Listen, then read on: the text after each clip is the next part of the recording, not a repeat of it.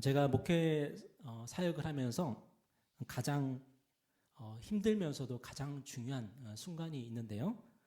그게 언제냐 하면은 장례를 섬길 때인 것 같습니다.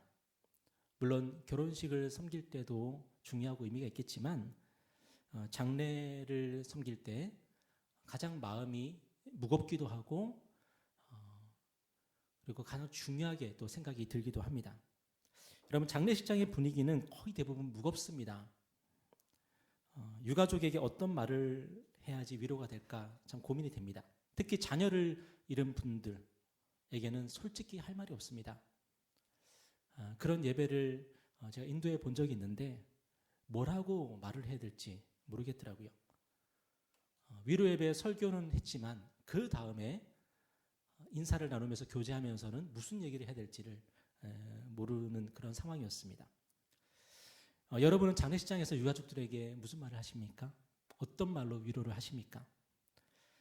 위로의 말에 정답은 없겠지만 만약 정답이라는 것이 있다면 이런 것이 정답이 아닐까 싶습니다. 너무 슬퍼하지 마십시오. 천국에 가면 고인을 다시 만나게 될 것입니다. 여러분, 정답입니까? 아닙니까? 정답이죠.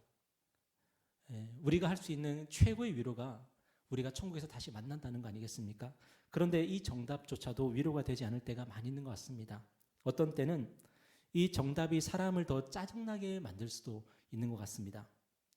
여러분, 왜 정답이 우리에게 위로가 되지 않을까? 왜 정답이 우리에게 짜증으로 다가올까? 그것은 바로 그 정답이 너무 교과서 같아서 너무 교과서를 읽는 것 같아서 그런 것 아닌가 싶습니다. 우리의 피부에 와닿지가 않는 거죠. 여러분, 그런데 우리가 믿는 기독교 신앙의 핵심은 부활 신앙입니다. 우리가 기독교인이라면, 그리스도인이라면 이 부활의 능력을 경험하면서 살아야 됩니다. 하지만 많은 경우에 그렇지 않은 것 같아요. 왜 그럴까? 많은 경우에 이 부활을 교리적인 지식으로만 아는데 만족하고 있는 거죠. 부활의 능력을 사모하지도 않고 부활의 능력을 경험하는 대로 나아가지도 않고 우리는 부활 교리를 머릿속에만 집어넣고 그렇게 살아가고 있는 것입니다. 여러분, 하나님께서 우리에게 원하시는 게 뭘까? 여러분, 하나님을 경험한다는 게 뭘까요? 많은 사람들이 하나님을 경험한다는 것을 무슨 신비적인 체험을 하는 것이다 라고 생각을 해요. 여러분, 신비적인 체험은요, 악한 마귀도 우리에게 얼마든지 해줄 수 있는 것입니다. 악한 마귀도요, 얼마든지 우리에게 신비적인 경험을 하게 할 수 있습니다. 그런데 우리 하나님만이 하실 수 있는 일이 있는데 그게 뭐냐면 생명을 창조하시는 일입니다. 그리고 죽음을 이기시는 일입니다. 여러분, 하나님은 우리가 하나님을 경험하기를 원하십니다. 하나님을 체험하기를 원하십니다. 어떤 하나님이요? 생명의 하나님이고 부활의 하나님입니다. 그것이 어떻게 가능할까요? 바로 예수님을 통해서 가능하죠. 예수님을 통해서 가능하게 하십니다. 왜냐하면 예수님은 부활 그 자체이시고 생명 그 자체이시기 때문이에요. 부활이라고 하는 이론이나 원리 아니면 그런 신비한 능력이 어디 따로 존재하는 것이 아닙니다. 예수님이 부활의 진리를 깨달은 분이 아닙니다. 부활의 진리를 깨달아서 우리에게 가르쳐 주신 분이 아니고 부활의 능력을 터득해서 우리에게 전수해 주시는 분도 아닙니다. 예수님은 부활과 생명 그 자체이십니다. 저는 오늘 우리 예배가 예수님을 만나는 예배가 되었으면 좋겠습니다. 왜냐하면 예수님을 만날 때 그분 안에 있는 부활과 생명의 능력을 우리가 경험할 수 있기 때문입니다. 그러면 우리 안에 있는 절망과 어둠이 물러나게 될 것입니다. 오늘 정말로 생명의 하나님, 부활의 하나님을 만나는 또 사모하는 그런 예배가 되었으면 좋겠습니다. 오늘 본문은 나사로의 죽음을 배경으로 하고 있는데요. 특별히 예수님과 이 마르다의 대화를 집중적으로 이제 기록을 하고 있습니다. 예수님과 마르다의 이 대화를 살펴보면은 이야기가 잘 통하는 것 같아요? 통하지 않는 것 같아요? 대화가 잘 되고 있는 것 같아요? 잘 안 되는 것 같아요? 얼핏 보면은 대화가 잘 통하는 것 같죠. 그런데 깊이 들여다보면은 이 대화가 뭔가 어색해요. 뭔가 이질감이 느껴져요. 마치 어떤 느낌이냐면 캐나다를 가본 사람과 캐나다를 가보지 않는 사람이 대화하는 것 같아요. 그런데 캐나다를 안 가본 사람이 마치 어떻게 얘기를 하고 있냐면 캐나다를 가본 사람 앞에서 마치 자기가 캐나다를 아는 것처럼 얘기하는 거예요. 캐나다에 대해서 유튜브를 통해서, 책을 통해서, TV를 통해서 많이 학습했어요. 이제 나는 캐나다를 아는 것 같아요. 근데 캐나다를 다녀온 사람하고 마치 내가 말을 잘 통하는 것처럼, 그 사람하고 나하고 말을 잘 할 수 있을 것처럼 그렇게 대화를 하고 있는 거예요. 같은 수준으로 놓고. 그게 지금 마르다의 느낌이에요. 마르다는 예수님하고 부활에 관한 얘기를 하고 있는데요. 나도 부활에 대해서 잘 압니다 하면서 예수님하고 지금 얘기를 하고 있는 거예요. 근데 예수님이 누구시죠? 예수님은 생명 그 자체이시고 부활 그 자체이신 분이에요. 근데 생명 그 자체이시고 부활 그 자체이신 분이 마르다와 대화를 하고 있는데 마르다는 지금 무슨 얘기를 하고 있어요? 제가 부활을 좀 아는데요. 부활에 대한 얘기를 하고 있어요. 22절에서 마르다가 이렇게 말하죠. 그러나 나는 이제라도 주께서 무엇이든지 하나님께 구하는 것을 하나님이 주실 줄 아나이다. 예수님이 말씀하십니다. 예수께서 이르시되 네 오라비가 다시 살아나리라. 그러면 마르다가 어떻게 대답해야 됩니까? 예수님, 지금 당장 우리 오라비를 살려주십시오 해야죠. 그렇지 않습니까? 그런데 24절에서 마르다가 뭐라고 엉뚱한 대답을 하고 있어요? 마지막 날 부활 때에는 다시 살아날 줄 내가 아나이다. 하나님 백성이 마지막 날에 부활한다는 이 이야기는요, 바리새인들이 유대인들에게 늘 가르쳐왔던 이야기예요. 우리가 성경을 보면은 사도 바울 앞에서 바리새인들과 사두개인들이 논쟁을 하는 장면이 나오는데, 재판정에서 바리새인들은 부활이 있다고 말하는 사람들이고 사두개인들은 부활이 없다고 말하는 사람들이에요. 사두개인들은 세속적인 유대인이고 바리새인들은 굉장히 영적인 것을 추구하는 유대인들이었어요.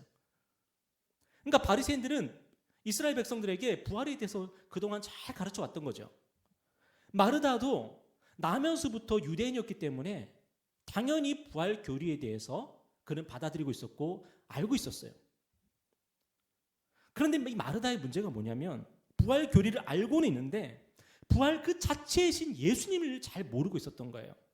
우리 주님이 너무 답답하셔서 이번에는 마르다에게 친절하게 설명해 주십니다. 25절 26절에 보니까 한번 다 같이 읽어볼까요? 시작.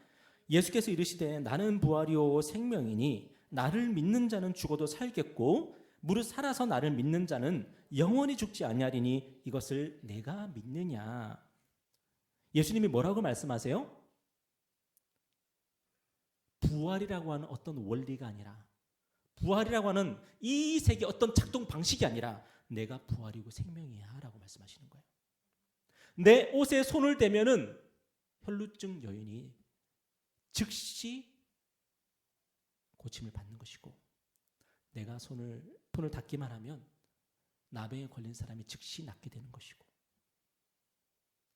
예수님이 부활이고 생명인데 마르다가 다시 뭐라고 대답합니까? 27절 한번 보세요. 이르되 주여 그러하외다 주는 그리스도 세상에 오시는 하나님의 아들이신 줄 내가 믿나이다. 여러분 어떻습니까? 이제 마르다의 문제가 해결되었습니까? 마르다는 예수님이 부활이고 생명 그 자체이시구나 깨달았습니까? 그런데 39절을 보니까 마르다가 여전히 뭐라고 얘기하고 있어요? 예수께서 이르시되 돌을 옮겨 놓으라 하시니, 그럼 이제 어떻게 해야 되죠? 부활이고 생명이신 그분이 돌을 옮겨 놓으라, 내가 나사로를 살리겠다 하시는데 마르다는 뭐라고 대답합니까? 주여 죽은 지가 나흘이 되었음에 벌써 냄새가 납니다. 무슨 말이에요? 예수님 지금 돌을 옮기면 안 돼요. 냄새가 나요. 다른 사람들한테 민폐예요. 여러분 이 얼마나 지독한 병입니까? 그토록 예수님이 당신이야말로 부활이고 생명 그 자체라고 선포하셨는데 마르다는 여전히 자신의 신앙의 틀을 깨지 못하고 있는 거예요. 여전히 그는 교리문답을 하고 있는 거예요. 우리 아까도 교리문답 했지요. 여러분 우리가 교리문답하면서 제 마음에 간절한 바람이 뭐냐면은 이 교리문답을 그치지 않고 우리의 경험이 되고 체험이 되고 살아있는 간증이 되기를 축복합니다. 근데 마르다는 예수님 앞에서 지금 교리문답을 하고 있는 거예요. 계속. 예수님께서 안타까워하시면서 급기야는 뭐라고 말씀하시죠? 40절에 보니까 예수께서 이르시되 내 말이 네가 믿으면 하나님의 영광을 보리라 하지 아니하였느냐. 교리문답을 하고 있는 너, 네가 그 교리 문답한 것 그것을 믿으면 하나님의 영광을 보지 않겠느냐. 예수를 믿으면, 예수님의 말씀을 믿으면 하나님의 영광을 봅니다.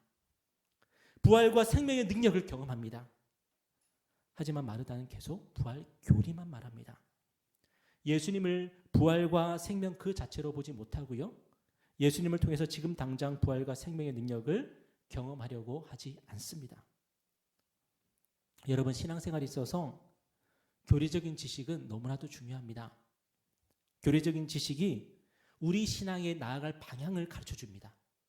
그래서 교리는 중요한 거예요. 마치 휴대폰 매뉴얼 같습니다. 휴대폰 매뉴얼 혹시 정독해 보신 분 계십니까? 거의 없는 것 같죠, 그죠? 저도 거의 정독해 본 적이 없는 것 같은데, 만약에 우리가 휴대폰 매뉴얼을 정독한다면 휴대폰을 더 잘 사용할 수가 있겠죠. 그럼에도 불구하고 휴대폰 매뉴얼을 정독하는 이유는 휴대폰을 사용하기 위함입니다. 휴대폰 매뉴얼을 다 읽고 나서 휴대폰을 버리는 사람은 아무도 없습니다. 많은 경우에 우리는 휴대폰 매뉴얼을 읽는 것으로 만족하죠. 그것조차도 읽지 않는 경우가 너무 많고요. 휴대폰 매뉴얼이 가리키고 있는 휴대폰의 여러 기능을 사용할 생각을 하지 않습니다. 여러분, 부활은 우리 기독교 신앙이 줄 수 있는 가장 큰 소망입니다.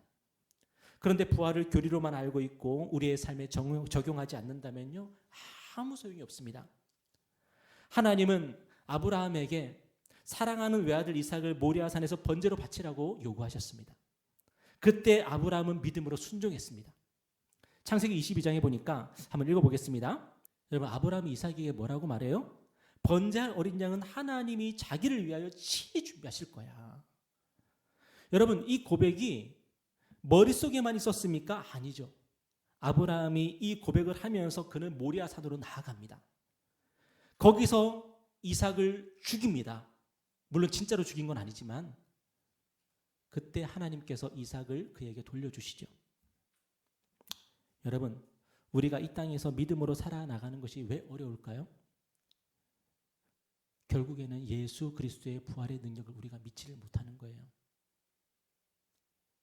이 세상에서 믿음을 지키는 것이 어찌 쉬운 일이겠습니까? 무섭죠. 도망가고 싶죠. 그런데 우리 주님이 제자들에게 그리고 우리에게 뭐라고 말씀하시냐면 너희에게 평강이 있을지어다. 누가 하신 말씀이에요?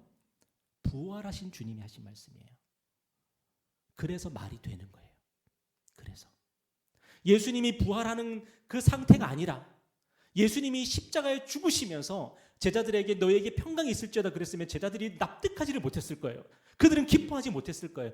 그런데 죽으신 그분이 부활하셔서 제자들에게 나타나셔서 너희에게 평강이 있을지어다 말씀하실 때에 제자들은 처음에는 놀랐지만 그 다음에 그들의 마음을 채운 것은 기쁨이었어요. 왜냐하면 주님이 부활하셨으니까요. 주님의 마음을 본받는 자 그 마음에 평강이 찾아옴은 험악한 세상을 이길 힘이 하늘로부터 임함이로다. 여러분, 하늘로부터 임하는 그 능력이 뭘까요? 아까도 제가 말씀드렸지만 여러분, 기독교 신앙은 신비 체험을 하는 것이 아니에요. 기독교 신앙은 부활을 믿는 것입니다. 부활을 날마다 우리의 삶 속에서 경험하는 거예요. 예수 그리스도를 믿고 그분의 말씀을 믿고 죽어요. 그런데 안 죽어요. 다시 살아나요. 말씀대로 해요. 그러면 죽을 것 같아요. 그런데 안 죽어요. 하나님이 다시 살리세요. 그것을 매일매일 경험하는 게 바로 우리 기독교 신앙이에요. 여러분, 캐나다에 대해서 들은 것으로 만족하지 마시고 캐나다를 가보시기를 바랍니다. 예, 갔다 오신 분이 계시잖아요. 우리 주님과 부활에 관한 대화가 되는 것처럼 굴지 말고 진짜 부활에 관한 대화가 가능한 사람이 되기를 바랍니다. 누구처럼? 아브라함처럼. 아브라함은 해봤어요. 그렇게 자기 자식을 죽여봤어요. 그런데 안 죽는 거 알았어요. 하나님이 다시 살리시는 거 알았고 번제할 어린 양을 하나님이 직접 준비해 주신다는 것도 알았어요. 여러분, 그 다음에 아브라함의 인생 가운데 무서운 게 뭐가 있겠어요? 아무것도 안 무서운 거예요. 말씀을 붙잡고 죽어봤는데 하나님이 다시 살리시는 거 경험한 사람은 무서울 게 없는 거예요. 그런데 왜 우리는 무섭죠? 십자가를 져보지를 못했기 때문이에요. 두려워서. 죽을까 봐 무서워서 너의 십자가를 지고 나를 따라오라는 주님의 명령 앞에 순종해 본 적이 없기 때문에 우리는 그게 두려워서 더 이상 앞으로 나가지를 못하는 거예요.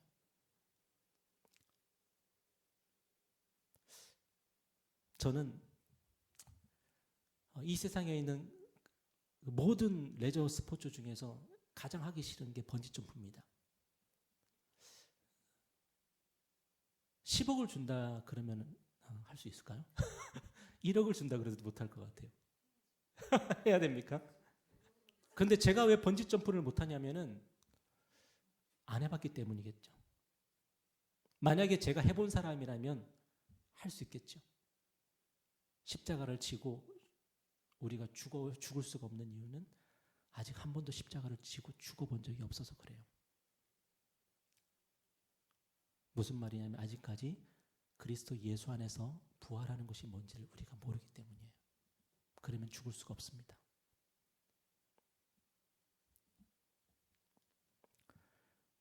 순교는 누가 하는 것일까요?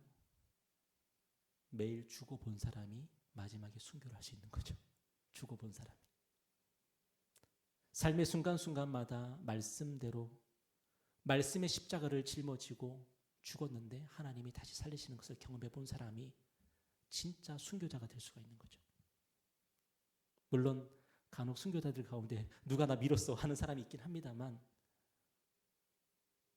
스데반이 돌에 맞아서 죽을 수 있었던 것은 그가 말씀의 십자가를 져봤기 때문에 그가 유대인들이 던지는 돌이 무섭지 않을 수 있었던 거고요.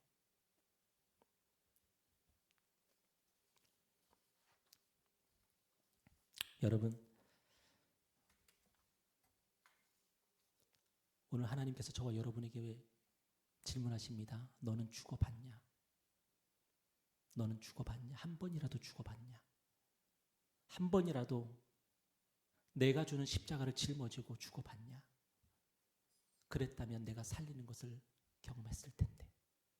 그리고 부활의 그 교리는 머릿속에만 있지 아니하고 너의 삶을 지배하는 것이 됐을 텐데. 우리 하나님께서 오늘 저와 여러분에게 말씀하시는 거죠. 솔제니친이라는 분 아시지 않습니까? 러시아의 유명한 문학가인데 그가 시베리아 강제 수용소에 수감생활을 했다는 것은 여러분 잘 아시죠? 그가 강제 노동을 하면서 그 시베리아에서 혹독한 시베리아에서 강제 노동을 하면서 그가 드디어 이제 한계를 느끼고 이제 죽어야 되겠다 생각이 들었어요. 그래서 노동을 포기했습니다. 노동을 포기하면은 감독관이 와서 자기를 죽도록 두들겨 팰 것이고 나는 여기서 죽을 수 있겠지라고 생각한 거죠. 그러던 중에 정말로 수척한 외모를 가진 죄수 하나가 정말 뼈만 앙상하게 남은 어떤 죄수 하나가 이 솔제니친에게 조용히 다가오더니 아무 말 없이 흙바닥에다가 십자가를 그리더래요. 그리고 어디론가 사라졌대요. 솔제니친이요, 그 바닥에 그려진 십자가를 보면서 그 마음 가운데 절망이 사라지는 것을 경험을 해요. 이 소련보다 공산주의보다 더 강력하고 큰 힘이 존재한다는 확신과 소망이 그의 마음에서 샘솟기 시작했다 그래요. 그리고 솔제니친이 다시 삽을 들고 작업장으로 돌아갔다 그럽니다. 여러분, 부활의 능력은 우리를 솔제니친으로 만들지는 못하지만 솔제니친에게 십자가를 그려준 그 무명의 그리스도인으로 만들 수는 있습니다. 유명한 연예인이 죽고 싶고 정말 죽으려 할 그때에 우리 같은 무명의 사람들이 그에게 십자가를 그려줄 수 있는 거죠.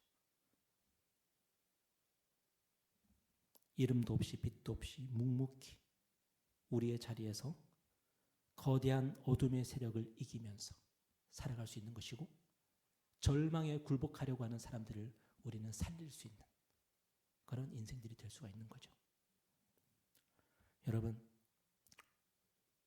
성경을 읽으시기 바랍니다. 근데 왜 성경을 읽어야 될까요? 성경 안에 예수님이 계시고 그 안에 부활과 생명이 있습니다. 이 세상이 여러분에게 절망을 주고 어둠을 주고 여러분을 쓰러뜨리려 할 그때에 성경을 통해서 예수님이 여러분을 만나주시고 여러분에게 말씀하시면 여러분은 빛을 경험하고 부활을 경험할 수가 있는 거예요. 그리고 저와 여러분은 십자가를 짊어질 수가 있게 되고, 여러분, 그 누구도 하라고 하지 않았는데 스스로 십자가를 짊어질 수 있는 그 사람을 이길 수 있는 사람은 아무도 없습니다. 죽음을 두려워하지 않는 사람을 이길 수 있는 사람은 아무도 없습니다. 저와 여러분에게 그런 놀라운 삶으로 초대하시는 하나님 앞에서 믿음으로 순종하시는 저와 여러분 되기를 주님의 이름 축복합니다. 기도하겠습니다.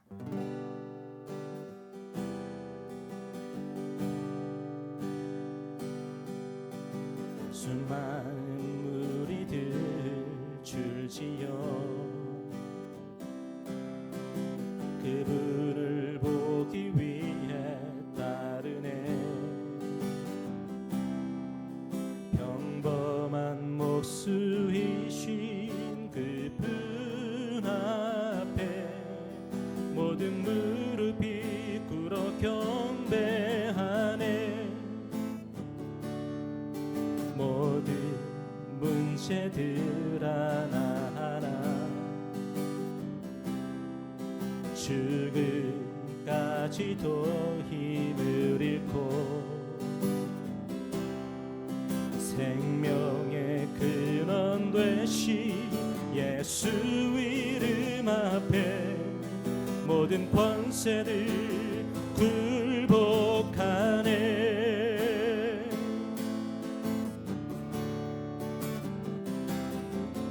예수 이름 높이세. 능력의 그 이름 예수 이름 높이세. 구원의 그 이름 예수 이름을 부르는 자. 예수 이름을 믿는 자. 예수 이름 앞에 나오는 자 복이 있도다.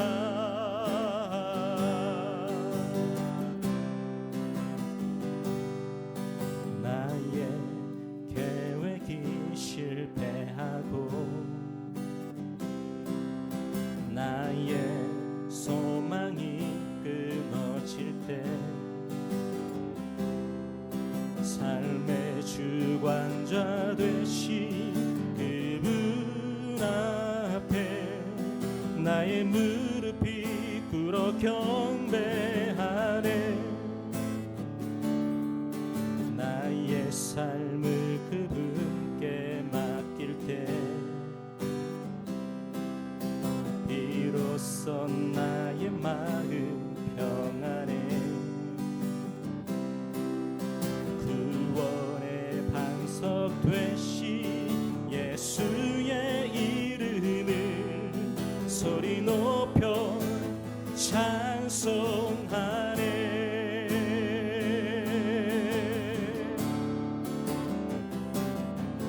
예수 이름 높이세. 능력의 그 이름 예수 이름 높이세. 구원의 그 이름 예수 이름을 부르는 자. 예수